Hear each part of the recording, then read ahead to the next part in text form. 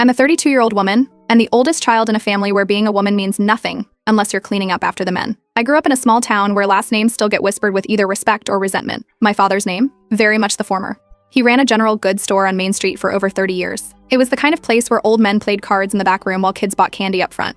He was proud of it, proud enough to treat it like a legacy instead of a business. He owned 3 properties, the storefront building that housed his shop, our family home a few blocks away, and a lakeside cabin about 20 minutes outside town.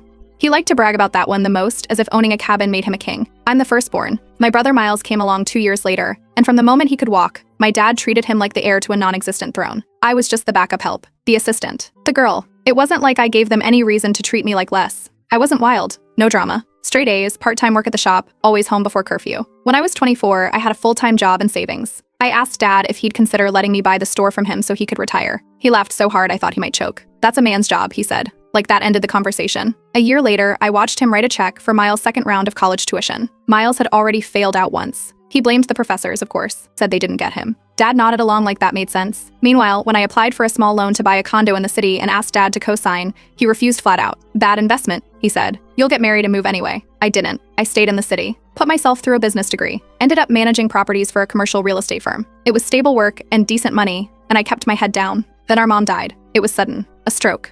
I got the call from the hospital and drove back to town the same day. Miles didn't even show up until the next evening. I planned the entire funeral, casket, service, paperwork, food, everything. Miles complained the whole time about how exhausting it was. After the funeral, I noticed something strange. Dad started getting even colder toward me. One afternoon, I saw him meet with a man outside the shop and hand him a folder. He didn't say what it was. I didn't ask. I figured it was tax stuff or refinancing. Nothing urgent. Turns out it was much worse. What I didn't know at the time was that my dad had already made major changes to his will. Not just plans for after his death. He'd already transferred ownership of the cabin and the storefront building to Miles while still alive. Quietly. No announcements, no conversations, just paperwork done behind closed doors. The only property left in his name was the family house.